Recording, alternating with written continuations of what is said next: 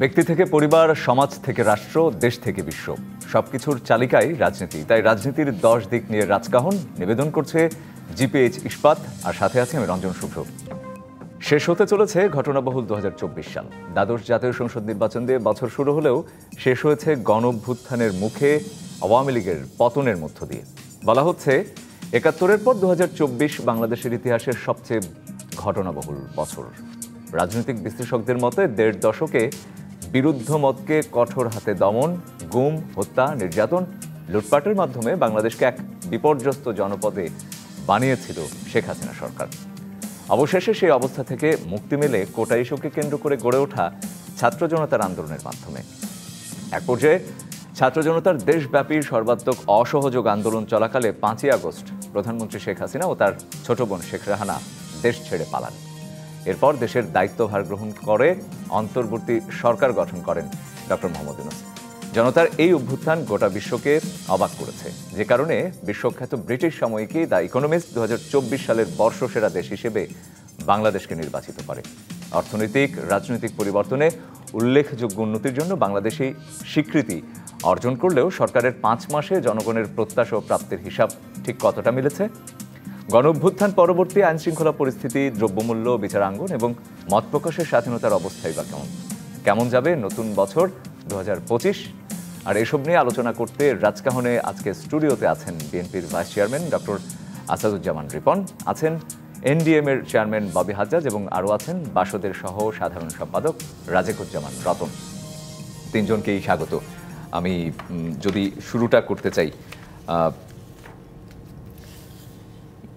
রাজেকুজ্জামান রতন, আপনাকে দিয়ে শুরুটা করতে চাই। একদম 2024 সালকে কিভাবে দেখছেন, এই প্রশ্ন দিয়ে শুরু করতে চাই আজকের আলোচনা। মানে 24 সালটা কিভাবে আমরা পার করলাম। আমাদের তো ষড়ঋতুর দেশ, মানে এখনো কখনো শীত, কখনো গরম, কখনো বর্ষা, কখনো খরা, সব মিলিয়েই আমাদের দেশ। তো 24 সালটাকে যদি আমরা 6টা ভাগে ভাগ করি, দেখুন 6টা স্টেপ আমার মনে হয় বিবেচনা করা যাবে। শুরুটা হয়েছিল একটা প্রতারণামূলক নির্বাচন দিয়ে 7ই জানুয়ারি।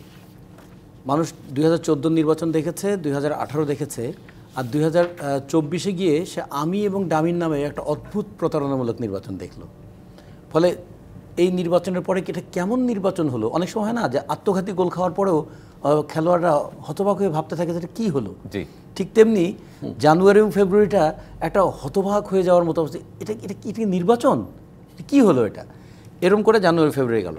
মার্চের পর থেকে কিন্তু ক্ষুব্ধ অপমানিত মানুষ আবার একটু দানা বেঁধে উঠতে শুরু করলো। মার্চ এপ্রিল আমরা দেখলাম যে নতুন নতুন ইস্যুতে আবার রাস্তায় নামছে, দ্রব্যমূল্য নিয়ে, দুর্নীতি নিয়ে, চাঁদাবাজি নিয়ে। মে জুনে গিয়ে যখন বাজেটের বিষয়টা এলো, তখন কিন্তু আবার এটা দানা বাঁধলো যে ওই তো ঘুরে ফিরে একই, কৃষিতে বরাদ্দ কই, শিক্ষায় বরাদ্দ বাড়ে না কেন, স্বাস্থ্য খাতে বরাদ্দ কোথায়, মেগা প্রকল্পের মেগা লুণ্ঠন আগে দেখেছি আমরা, এখন দেখি মেগা ঋণের মেগা সুদ শোধ দিতে আমাদের বাজেটের 1,13,000 কোটি টাকা বরাদ্দ হয়ে গেল। এগুলো তখন বললো তাইলে এত উন্নয়ন, সেগুলো আসলে মানে বছর জুড়ে উন্নয়নই শুনছি, কিন্তু উন্নয়ন তো দেখছি লুণ্ঠনেরও উন্নয়ন হচ্ছে।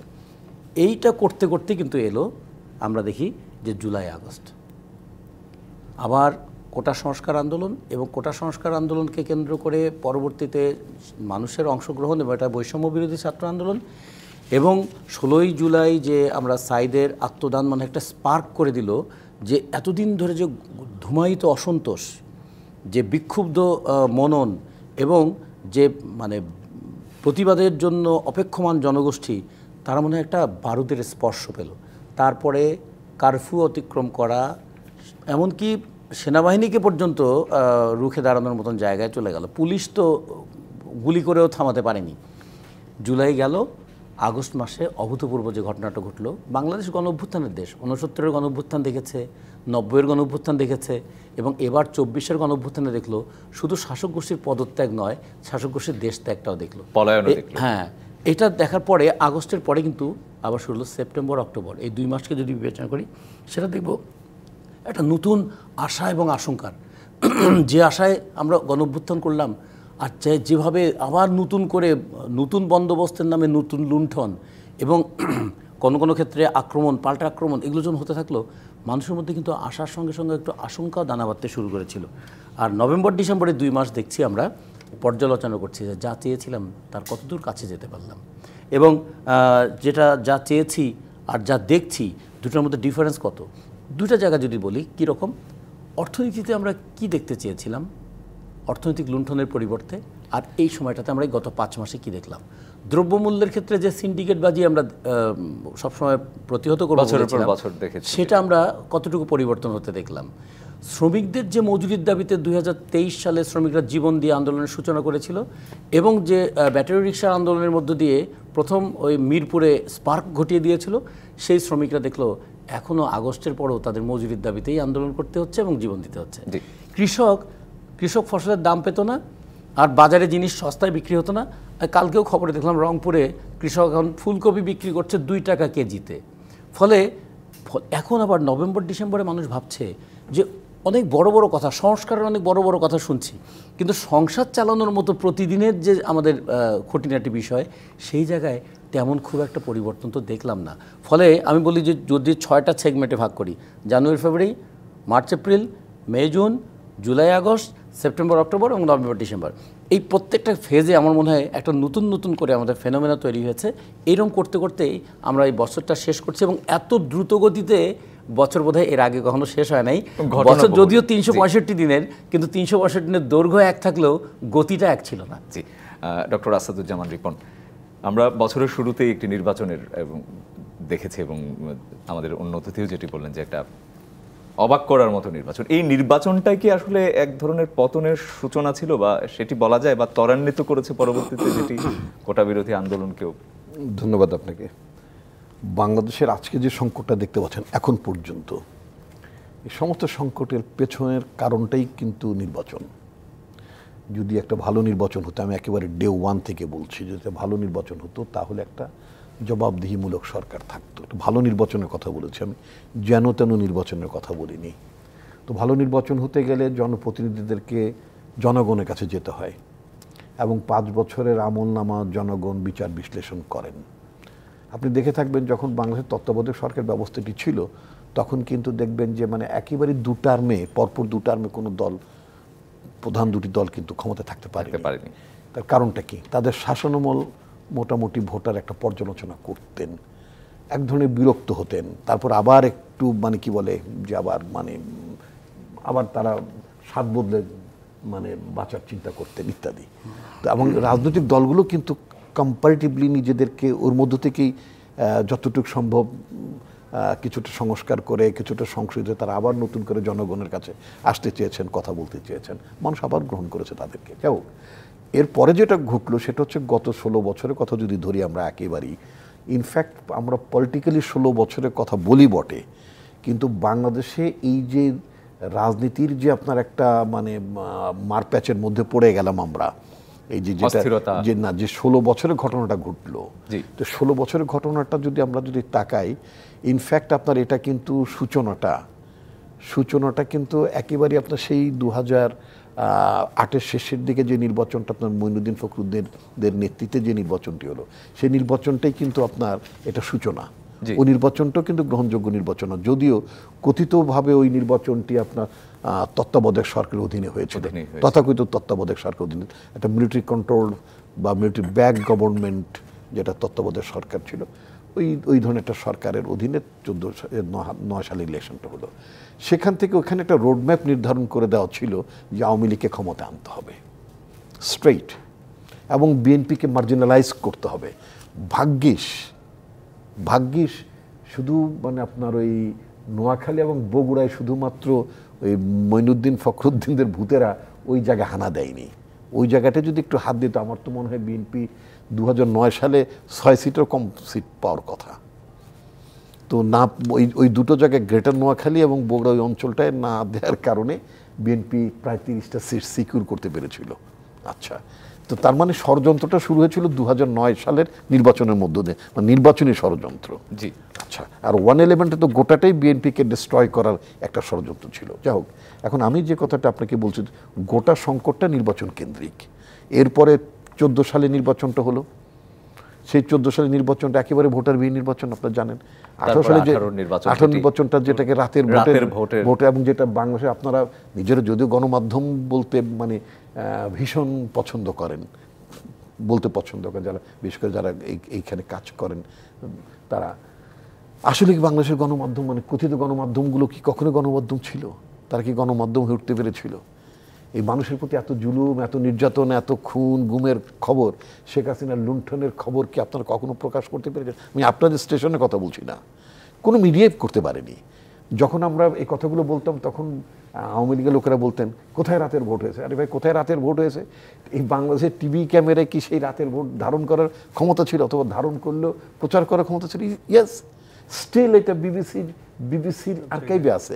এখন আপনি ইউটিউবে গেলে এখনো দেখতে পাবেন কিভাবে ভোটের বাক্স রাতের বেলা ভরা হচ্ছে, কিভাবে নিচ্ছে, বিবিসিতে আছে। যাও, আমার কথা এরপরে 24, যেটা রাজিকুজ্জামান রতন খুবই চমৎকারভাবে তিনি উল্লেখ করেছেন, এই সংখ্যক মানুষ ফুঁসে উঠেছিল। নজিরবিহীন একটা নির্বাচন। আপনি যদি হিসাব করেন যে ভোট, একটা প্রাপ্তবয়স্ক মানুষের ভোটাধিকারের বয়স হচ্ছে 18, তাই তো? জি। এখন পর্যন্ত সংবিধানে তাই আছে। আচ্ছা, তো এই বাংলাদেশের যে সমস্ত বাচ্চারা এখন 18 বছর 19 বছর আছে, এই বাচ্চারা তো এখনো ভোটই দেয়নি, মানে বড় একটা অংশ বাদ দেন, যারা এই যে নতুন করে যারা ভোটার হবে, বড় একটা অংশ সে অভিজ্ঞতাই নেই ভোট দেওয়ার। 36 বছর বয়সী যুবকদের, যারা ইতিমধ্যে বিয়ে থাকলে 2-1 বাচ্চার বাবা মা হয়েছেন, হ্যাঁ, তারাও কিন্তু ভোট দিতে পারেননি। মানে তাদের যখন প্রাপ্ত বয়স হলো ভোট দেওয়ার, তারপরে যদি আপনি 18 বছর যুক্ত করেন, তাহলে 36 বছর বয়স্ক নর নারী তারা কেউই ভোট দিতে পারেনি। এই যে এটা হচ্ছে একটা আমাদের যুব সমাজে একটা বড় ক্লাস, যেটা আমরা ডেমোগ্রাফিক ডিভিডেন্ডের কথা বলি। আমরা একটা দেশে যখন আপনার জনসংখ্যাটা যখন 45 নিচে যখন যুবকদের সংখ্যা থাকে, এবং সেই সংখ্যাটা যখন অনেক বেশি হয়, তখন সেই দেশটাকে বলে অত্যন্ত ভাগ্যবান দেশ, কারণ তারা একটা ডেমোগ্রাফিক একটা ডিভিডেন্ড পান পপুলেশনের ওই বয়সের স্তরে। আমাদের সেই ডেমোগ্রাফিক ডিভিডেন্ডের সবচেয়ে বড় কন্ট্রিবিউটর যারা, সেই কন্ট্রিবিউটররা কিন্তু আপনার ভোটাধিকার থেকে বঞ্চিত, অর্থাৎ 35, 36, 40 বছর বয়সের 24-এর শুরুতেও আমরা সেটিরই আসলে এক ধরনের ধারাবাহিকতা দেখি। ফলে এই যে লড়াইটা সংগ্রামটা দেখলেন, এই লড়াইটা সংগ্রাম আমার মতো যারা মানে কি বলে পৌরত্বের দ্বারে আমরা যারা হাঁটছি, আমাদের লোকের চেয়েও যুবকরাই তো, ছাত্র যুবক এরাই তো মানে লড়াইটা সংগ্রামটা তারা নেতৃত্ব দিয়েছেন, এবং সেটাই দেওয়ার কথা। আমি আমার সময় 80s-এ 80-র দশকে আমি আমার সময় নেতৃত্ব দিয়েছি। এটি তো সময়ের দাবি। এখন যদি আপনি বলেন 2024 সালে আপনি কেন এখন জ্বালাও পোড়াও করতে পারছেন না, আমার এজ পারমিট করে না। আবার মানে 29 সালে বা 28 সালে যদি আপনি আমাকে বলেন যে আপনি ওই ভূমিকা নেই কেন, আমার ভূমিকা বয়স অনুযায়ী আমার ভূমিকাটা বিভিন্নভাবে ডিটারমাইন হবে, চেঞ্জ হবে, তাই না? আচ্ছা, তো যাই হোক, যেটা বলছেন সমস্ত সংকটটা হচ্ছে নির্বাচনকে ঘিরে। দেশে যদি একটা গণতান্ত্রিক সরকার থাকতো, রাষ্ট্রটা যদি গণতান্ত্রিক রূপান্তরের দিকে হাঁটতে পারতো, যদি শাসন ব্যবস্থা যদি জবাবদিহিতা এবং শান্তিপূর্ণ ক্ষমতা হস্তান্তরের, না ওগুলো সব থাকার, ওগুলো সব কিছুর শর্তে শান্তিপূর্ণ। ব্রিটেনে কি বারবার আপনি প্রধানমন্ত্রী পরিবর্তন, আমি যদি দেখি গত কয়েক বছরের মধ্যে 3-4টা প্রধানমন্ত্রী হয়েছে, ঋষি সুনাক সর্বশেষ, তো এতগুলো হলো, তো সেখানে কি শান্তিপূর্ণ অশান্তিপূর্ণ হয়েছে? হয়নি। কেন হয়নি? বিকজ ডেমোক্রেসি সেখানে ওয়ার্ক করেছে। একদম। ইন্ডিয়া তো আপনার মানে সরকারের পরিবর্তন কখনো কখনো হয়েছে, সেটাও তো শান্তিপূর্ণভাবে ক্ষমতা হস্তান্তর, বিকজ ডেমোক্রেসি ওয়ার্ক করলে সেখানে পিসফুল ট্রানজিশন হয়, পিসফুল ট্রান্সফার অফ পাওয়ার, সেটাও এক্সিকিউট করা সম্ভব। একদম পরিষ্কার। আমি একটু ববি হাজ্জাজের কাছে যেতে চাই, আপনার মূল্যায়ন একটু শুনতে চাই যে এই বছরটা ইন্টারেস্টিং। এই বছরটা আসলে আমার বিজ্ঞ সমালোচকরা যে কথাগুলো বললেন, মানে আসলেই হয়তো 71-এর পর বাংলাদেশে ইতিহাসের পাতায় আগামীতে সবচেয়ে উল্লেখযোগ্য হিসেবে এই বছরটা 2024 সালটা হয়তো রয়ে যাবে। আমি আশা করি যে এত বড় গণঅভ্যুত্থান বা এই ধরনের ঘটনা সামনে আর ঘটার কোনো প্রয়োজন পড়বে না। আমি সেই হিসেবে বলছি যে ইতিহাসের পাতে এটাই সবচেয়ে বড় হিসেবে রয়ে যাবে। যেহেতু আপনি এই বছরের মূল্যায়নের কথা বললেন, আমি একটু পার্সোনাল দিয়ে শুরু করি, কারণ এই বছরের আগের বছরটাও আমাদের বেশ আপনার অনেক গুরুত্বপূর্ণ গেছে। পুরো বছরটা আমরা আন্দোলনে লিপ্ত ছিলাম যেন হাসিনা সরকার আরেকটা এরকম ফলস বা ফেক নির্বাচন করতে না পারে, এবং আমরা আমাদের প্রচুর প্রচেষ্টা ছিল।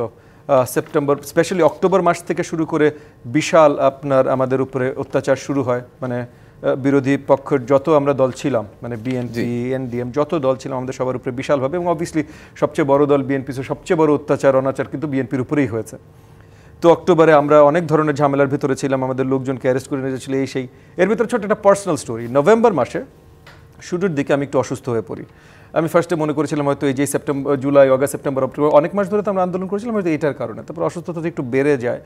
নভেম্বরের শেষের দিকে অনেকগুলো টেস্ট করানোর পর আমার ডাক্তার রিপোর্ট, আমি আসলে আজকে পাবলিক করছি ঘটনাটা, এটা আগে পাবলিক ছিল না। ডক্টর আমাকে জানায় যে আমার যে শারীরিক অবস্থান, এখানে একটা ভালো সম্ভাবনা আছে যে ক্যান্সার জাতীয় একটা রোগ হতে পারে। এটা হলো নভেম্বরের শেষের দিকে। তো আমি অত্যন্ত চিন্তিত হয়ে পড়ি। আমার পরিবারের একদম জাস্ট মাই বেটার হাফ অল্প কয়েকজনকে এই জিনিসটা জানাই, আমার ডাক্তার জানে, বেশ কিছু টেস্ট করি। ডিসেম্বর মাসে দেশের বাইরে যাই আরও ভালোভাবে টেস্টিং করার জন্য, এবং ফাইনালি জানতে পারি ডিসেম্বরের শেষের দিকে, তখন নির্বাচনটাও চলে এসছে সামনাসামনি, আমরা জানি নির্বাচনের কী হবে। ডিসেম্বরের শেষের দিকে জানতে পারি যে ক্যান্সার না, একটু আপনার স্পেসিফিক একটা প্রবলেম যেটা সারতে কয়েক মাস সময় লাগবে, বাট ক্যান্সার না। সো বিশাল একটা এই যে পুরো বছরটা 23 সালে পুরো বছরটা ছিলাম নির্বাচনের দুশ্চিন্তা, তারপর নভেম্বর ডিসেম্বর এক ধরনের স্বস্তি আসে যে যদি ক্যান্সার হয় তাহলে কি হবে ভবিষ্যতে, এই ধরনের প্ল্যান শুরু হয়ে গেছিল যে বাচ্চাদের জন্য কি রেখে যাচ্ছি, কি করে যাচ্ছি, এগুলো শুরু হয়ে গেছিল নভেম্বর ডিসেম্বর মাসে। সো ডিসেম্বরের শেষে যখন এটা জানতে পারি, তখন বিশাল একটা 2024-এর শুরুটা হয় ওইভাবে আমার পার্সোনাল লাইফে চিন্তা করলে যে বিশাল একটা শান্তির মাধ্যমে, যে ভাই এত বিশাল একটা ফারা আল্লাহ তাআলা কাটিয়ে দিয়েছেন। তখন জানুয়ারিতে যখন 5 তারিখের নির্বাচনটা হলো, এগেন অনেক দুঃখ ছিল, অনেক কষ্ট ছিল, কিন্তু মনের ভিতরে একটা একটা বিশ্বাসও ছিল যে ডিসেম্বরে এইটা যেহেতু আমার পার্সোনাল লাইফে হলো, খুব তাড়াতাড়ি কিছু একটা আমাদের জাতীয় লাইফে হবে। হ্যাঁ, কিছু একটা তাড়াতাড়ি জাতীয় লাইফে হবে। সো যদিও জাতীয় পর্যায়ে 24 সালটা শুরু হয়েছিল খুব খারাপভাবে, কিন্তু আমার নজরে 24 সালটা শুরুই হয়েছিল খুব ভালোভাবে, খুব পজিটিভলি, অপটিমিস্টিকলি। এবং 24-এর শুরুর দিকে অবভিয়াসলি রাজনৈতিকভাবে আমরা বেশ নিস্তেজ ছিলাম, মন ভাঙা ছিল। অনেকে মার্চের দিকে বোধহয় স্পেশালি যারা অ্যারেস্টেড ছিল, যারা কারাবদ্ধ ছিল, তারা ছাড়া পাওয়া শুরু করলেন। আমার দলের কয়েকজন যারা কারাবদ্ধ ছিলেন তারা ছাড়া পেলেন। বিএনপির বড় দাগে অনেক বড় বড় নেতা, অনেকে যাদের সাথে আমাদের খুব ভালো সম্পৃক্ততা, খুব ভালো সম্পর্ক, তারা ছাড়া পাওয়া শুরু করলেন। তাদের সাথে দেখা সাক্ষাৎ, একটা আশার আলো, ঠিক আছে আমরা আবার শুরু করব, আবার কিছু করব। এই আবার শুরু করব, কিছু করব, চিন্তা চেতনা ভাবনা প্ল্যানিং করছি, এর ভেতরে হঠাৎ করে কোথায় যেন একটা বাতি জ্বলে গেল, এবং জুলাইয়ের আন্দোলন এই সরকারের পক্ষ থেকে কোটা একটা আন্দোলন আবার শুরু করার একটা মশলা দিয়ে দেওয়া হলো। কোটা আন্দোলন শুরু হলো, আবার আমাদের সব আন্দোলন অত্যাচার সব কিছু শুরু হলো। আমি তখন 16 তারিখে আবু সাঈদের এই দুর্ঘটনাটা বা এই নৃশংস ঘটনাটা ঘটার পর আমি বেশ কিছু টক শো বা যাদের সাথে কথা সবাইকে বলেছি হাসিনা সরকার শেষ, এটা আর থাকবে না। এবং একদিকে যেমন কষ্ট হচ্ছে, কারণ অবভিয়াসলি জনগণের উপরে গুলিবর্ষণ হচ্ছে, একটার পর একটা বিশাল আকারে আমরা সংখ্যা শুনছি, নিহতদের সংখ্যা বাড়ছে, কিন্তু আবার ওই আস্থাটা চলে আসছে যে হাসিনা সরকার নেই, এইবার আমাদের শেষ। এরপর একটা সময় যে হাসিনা সরকার আসলে পতন হলো, আবার উচ্ছ্বাস, বিশাল আমাদের প্রাপ্তি, জাতিগতভাবে প্রাপ্তি। তারপর অবভিয়াসলি দেশে 3 দিন সরকার ছিল না। 8 তারিখে যখন সরকার ওতো নিল, তারপরও দেশে শূন্যতা ছিল। এই শূন্যতাগুলো তখন আমরাও এগেন আবার রাজপথে চেষ্টা করেছি, এলাকায় সব জায়গায় নিজেদের লোকজন দিয়ে, ওনারা বিএনপি তাদের লোকজন দিয়ে, আমি সবাই এটা চেষ্টা করেছে এলাকায় যেন অরাজকতা না বাড়ে। 1-1.5 মাস কিন্তু ওই কাজগুলোতে গেছে, যেগুলো আবার আরেক লেভেলে, লোকাল লেভেলেও কিন্তু ইউনিটি বাড়িয়েছে। অগাস্ট পর্যন্ত তো ইউনিটি ছিল বলে তো হাসিনা পতন হয়েছে, কিন্তু তারপর ইউনিটি বাড়িয়েছে। সো ওই ইউনিটির জায়গা থেকে আমরা এই পর্যন্ত গত 5 মাসও পার করেছি। লাস্টের দিকে এসে অবভিয়াসলি আমাদের হয়তো আরেকটু কিছু আশা প্রত্যাশা ছিল সরকারের থেকে। সেই মূল্যায়নের জায়গাটাই আমি শুনবো আপনাদের 3 জনের কাছ থেকেই। একটা বিরতির সময় গেছে এবং 25 নিয়ে প্রত্যাশা এবং আপনাদের চাওয়া, সেগুলো নিয়েও শুনবো একটা বিরতি থেকে ফিরে এসে। জিপিএইচ ইস্পাত নিবেদিত রাজখান থেকে এ পর্যায়ে নিচ্ছে একটা বিরতি, ফিরছে শিগগিরই, সঙ্গে থাকুন। আমন্ত্রণ আরেকবার জিপিএইচ ইস্পাত নিবেদিত রাজকাহনে। আজ আমরা আলোচনা করছি পরিবর্তনের 2024 নতুন বাংলাদেশের শিরোনামে। ডক্টর আসাদুজ্জামান রিপন, আপনাকে দিয়ে এবার আলোচনা শুরু করতেছি। আমরা একটু আগে যেটি জানতে পেরেছি যে কাল যে ঘোষণাপত্র, জুলাই অভ্যুত্থানের ঘোষণাপত্র দেওয়ার কথা ছিল বৈষম্য বিরোধী ছাত্র আন্দোলন এবং জাতীয় নাগরিক কমিটির পক্ষ থেকে, সেটি স্থগিত করা হয়েছে। এবং অন্তর্বর্তী সরকারই বলছে, যদিও তারা গতকালও বলেছে যে এই ঘোষণাপত্রের সাথে তাদের সম্পর্ক নেই, তারাই এই ঘোষণাপত্রটি, জুলাইয়ের অভ্যুত্থানের ঘোষণাপত্রটি প্রকাশ করবে। এই ব্যাপারে একটু মন্তব্য শুনতে চাই। আরেকটি বিষয় আপনার কাছে আমার থাকবে, 25 সালে আমাদের বৃহৎ প্রতিবেশী দেশ ভারত, তার সাথে সম্পর্কটা কেমন হবে? ধন্যবাদ আপনাকে। আমি যদি এভাবে বলি, আপনি কাদের কথা বললেন? বৈষম্য কি বললেন? বৈষম্য বিরোধী ছাত্র সমাজ নাকি নাম? ছাত্র আন্দোলন হোয়াটএভার। তো তারা একটা ঘোষণাপত্র করবে, কি বলে প্রকাশ করার কথা ছিল, এটা স্থগিত করেছেন। কারা স্থগিত? ওরা স্থগিত করেছেন। এখন দায়িত্বটা কি নিয়েছেন? সরকার দায়িত্বটা নিয়েছেন। হয়তো এমন হতে পারে যে মানে আমি তো মানে এরা কি ঘোষণা করতে চাইতো তাদের টেক্সট আমার জানা নেই, এক। আর সরকার কি দায়িত্ব নিয়ে কি ঘোষণা করবেন ওটার টেক্সট আমার জানা নেই, দুটো বিষয়। তো আমি যেটা মনে করি সেটা হচ্ছে যে এই ঘোষণা কি করবে তা নিয়ে পত্রপত্রিকায় টুকটাক যতটুকু আলোচনা হয়েছে, যতজন মানে জ্ঞানী গুণী মানুষ রাজনীতিক থেকে শুরু করে প্রতিক্রিয়া দেখিয়েছে, বিভিন্ন জন যারা প্রতিক্রিয়া জানিয়েছেন, শুধু প্রতিক্রিয়াগুলো পাঠ করার পরে আমার কাছে যেটা মনে হচ্ছিল তাতে রাষ্ট্র, সমাজ, রাজনীতির অঙ্গনটা একটা বিভক্তির জায়গা হয়তো চলে যেত। সেই ক্ষেত্রে আমি প্রফেসর মোহাম্মদ ইউনূসের সরকারকে আমি অভিনন্দন জানাবো, ধন্যবাদ জানাবো যে এই ধরনের একটা বড় মাপের বিভাজন থেকে তিনি অ্যাটলিস্ট মানে বিভাজনে যেটা শঙ্কা ছিল রাজনীতিকে কেন্দ্র করে, সেই জায়গা থেকে আপাত দৃষ্টিতে বা সাময়িকভাবে হলেও তিনি একটা রিলিফ দিয়েছেন, মানে তার সরকার রিলিফ দিয়েছে, এইটা আমি মনে করি একটা স্বস্তির খবর। কারণ এখন কিন্তু আমাদের দেশের যে অবস্থা তাতে কিন্তু আমরা একটা বড় মাত্রার নিরাপত্তার সংকটের ঝুঁকি নেওয়ার মতো সামর্থ্য আমাদের নেই, খুব ক্লিয়ার। তো এমনিতে এখন একটা ট্রানজিশন পিরিয়ডে আমরা আছি, আমাদের লক্ষ্য তো গণতন্ত্র। এই গণতন্ত্রের জন্য আমরা দেশ স্বাধীন করেছি, সোজা কথা, মুক্তিযুদ্ধ করেছি গণতন্ত্রের জন্যই, মুক্তিযুদ্ধ করেছে অবশ্যই স্বাধীনতার জন্য। তো যাবতীয় যত সংগ্রাম এই পর্যন্ত বাংলাদেশের সবকটাই কিন্তু গণতন্ত্রের জন্য, মানবাধিকার প্রতিষ্ঠা করার জন্য। তো সুতরাং এখন যে লক্ষ্য সেটাও কিন্তু গণতন্ত্র প্রতিষ্ঠা করার জন্য, এখন যে লক্ষ্য সেটাও কিন্তু রাষ্ট্র নামক বাংলাদেশটিকে একটা গণতান্ত্রিক রূপান্তরের দিকে এটাকে এগিয়ে নিয়ে যাওয়ার লক্ষ্য। তো সেক্ষেত্রে যদি হোঁচট খাওয়া হয়, সেক্ষেত্রে যদি বিভাজন যদি হয়, সেক্ষেত্রে যদি অনেকের ক্ষেত্রটা যদি প্রশস্ত হয়ে পড়ে, তাহলে আমাদের যে লক্ষ্য সেই লক্ষ্য থেকে আমরা ছিটকে পড়ে যেতে পারি। এবং জাতি হিসেবে এতটা ঝুঁকি নেওয়া বোধহয় আমাদের মানে সম্ভব এই মুহূর্তে অন্তত, রাইট। সুতরাং আমি যেটা মনে করি, আমি তো আল্লাহ বিশ্বাসী মানুষ, জি স্ট্রেইট।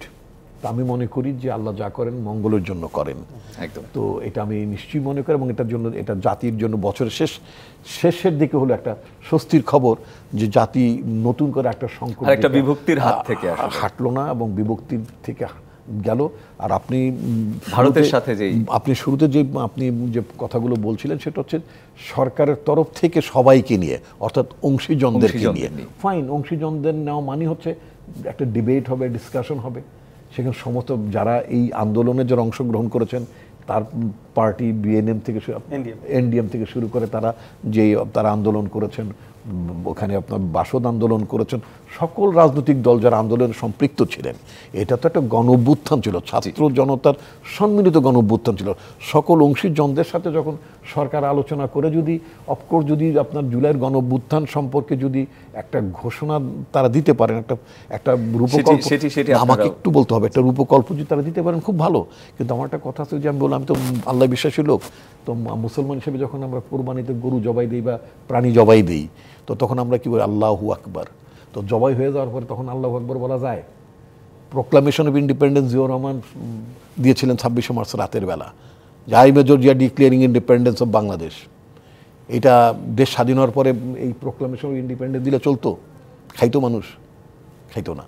তো সুতরাং যেভাবে হোক গণ-অভ্যুত্থান হয়েছে, ছেলেরা যেটা করতে চাচ্ছিল, আমি নীতিগতভাবে মনে করি yes it could have been, এটা হতে পারতো, বাট সেটা হতে পারতো 5 তারিখে, সেটা হতে পারতো 3 তারিখে, সেটা হতে পারতো 2 তারিখে, সেটা 6 তারিখে হতে, সেটা 6 তারিখে হতে পারতো। কিন্তু 5 মাস পরে মানে কি হবে সেটা যেহেতু এখন টেক্সটটা জানি না, এটা নিয়ে মানে কথা বলতে চাই না, প্রকাশ করলেই বোঝা যাবে, বলতে চাই না। সেটা টেক্সটটা কি আসবে, সরকার কি দেবে, এটা পরে বলা যাবে। আচ্ছা, এখন আপনি আসছেন কি বললেন ইন্ডিয়ার ব্যাপারে।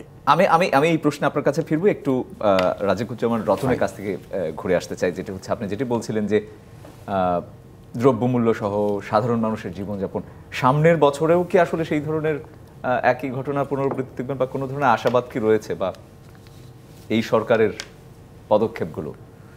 এর আগে ছোট্ট একটা কথা বলে নিই।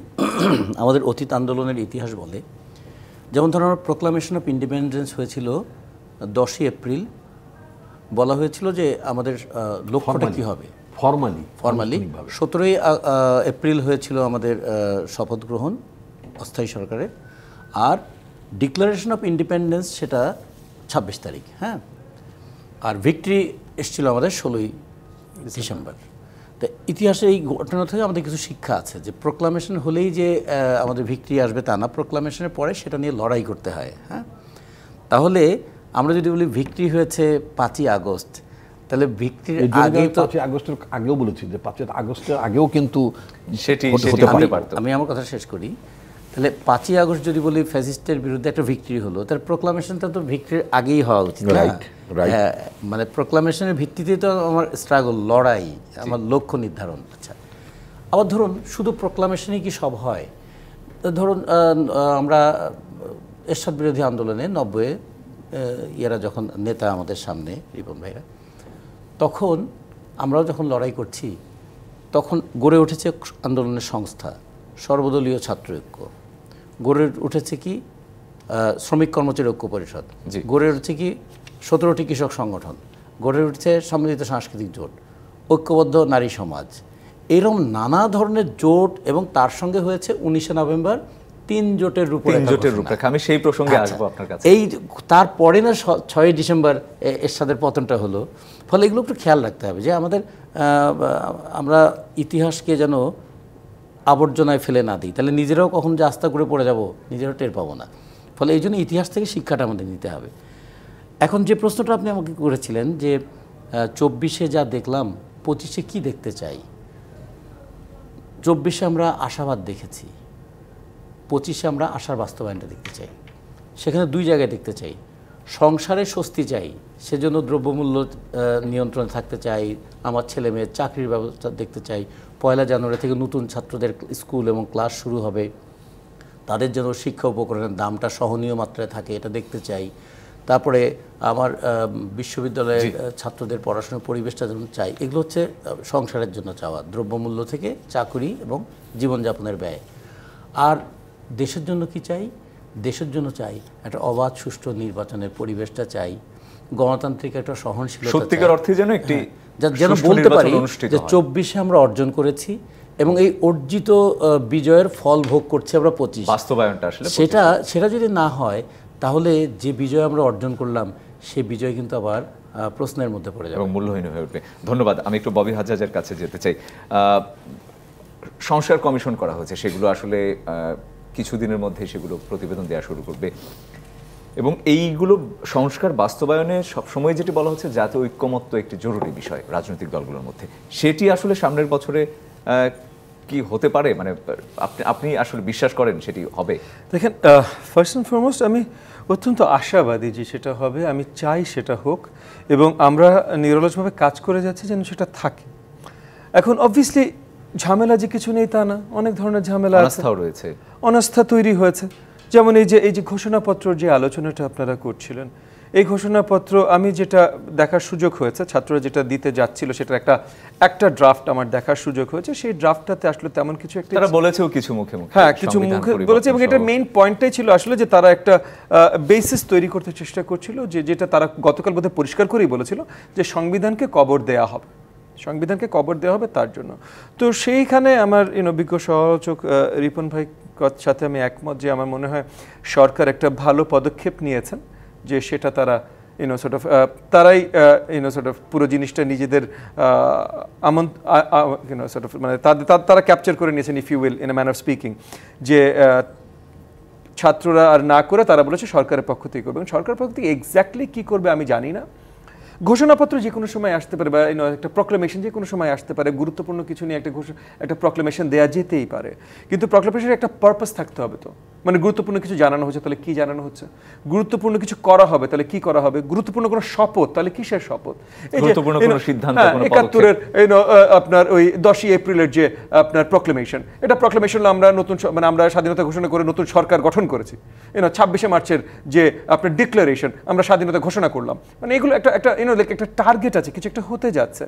তো এখন সরকারের পক্ষ থেকে ছাত্ররা কিন্তু মানে বৈষম্য বিরোধী ছাত্র আন্দোলন, ছাত্র বলাটা ভুল হবে, একটা অর্গানাইজেশন বৈষম্য বিরোধী ছাত্র আন্দোলন, তারা বড়ভাবে ডাক দিয়েছিল যে আগামীকাল তারা বাংলাদেশের সংবিধানকে কবর দেবে, মুজিববাদী সংবিধান আখ্যা দিয়ে, যেটি সংবিধানের নাম আপনি যেটাই দেন ভাই, বাংলাদেশের সংবিধান তো 72-এ কিভাবে লেখা হয়েছিল সেগুলো নিয়ে তো আমরা সংস্কারের কথা বলেছি, আমার দল থেকে আমরা সংস্কারের কথা বলেছি, আমি শিওর বেশিরভাগ দল থেকে বলা হয়েছে সংস্কারের কথা, এবং সেই সংস্কারগুলো করলেই সংবিধান বদলে যেতে পারে।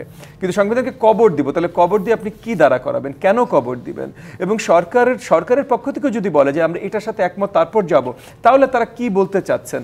এই যে আপনি কমিশনের কথা বললেন, গত 5 মাসে সরকারের অনেক কিছুতে আমি সরকারকে সাধুবাদ জানাই, তার ভিতরে একটা বড় দাগে এই যে কমিশনগুলো সংস্কার কমিশনগুলো এটা ফর্ম করা, এটাকে আমি সাধুবাদ জানাই।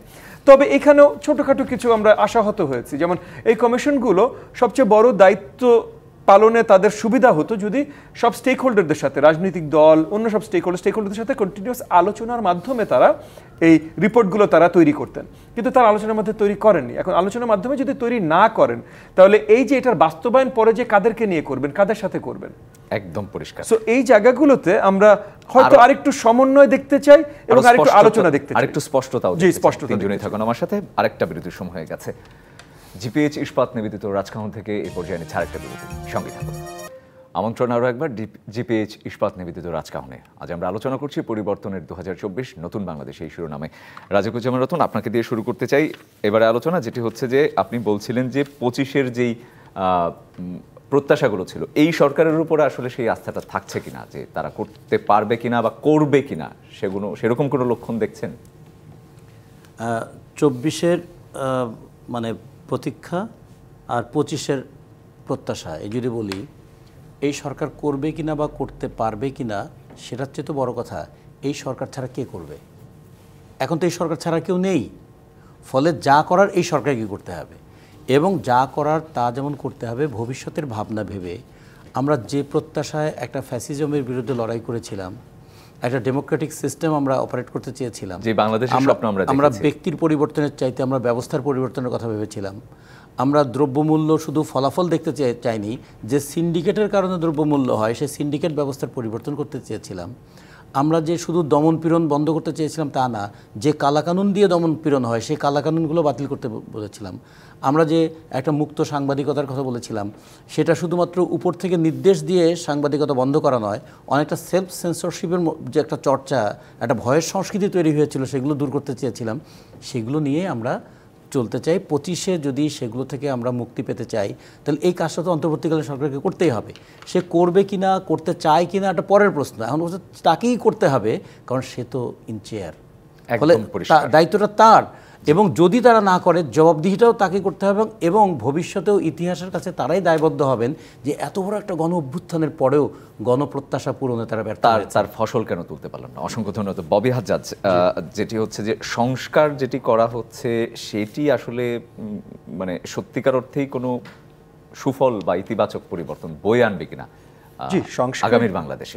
সংস্কার যদি ঠিকভাবে করা হয় তাহলে নিশ্চয়ই বয়ে আনবে। রতন ভাই যে কথাটা বলেছেন, আমি ওনার সাথে একবারে যেমন একমত, যে এই জিনিসগুলো, ওই যে কালো আইন, সিন্ডিকেট ছড়ানো, এগুলো সব আমাদের সবার প্রত্যাশা। বিচারের বিষয়টি বারবার বলা হচ্ছে, যারা এগুলোর পেছনে দায়ী, বিগত 16 বছর বলেন, জুলাই আগস্ট বলেন, যারা এগুলোর পিছনে দায়ী, এবং শুধু রাজনৈতিক এলিমেন্টস না, সরকারের আমলাতন্ত্রের সাথে যারা জড়িত এবং এগুলো এলিমেন্টস, তাদেরকেও বিচার প্রক্রিয়া আনতে হবে।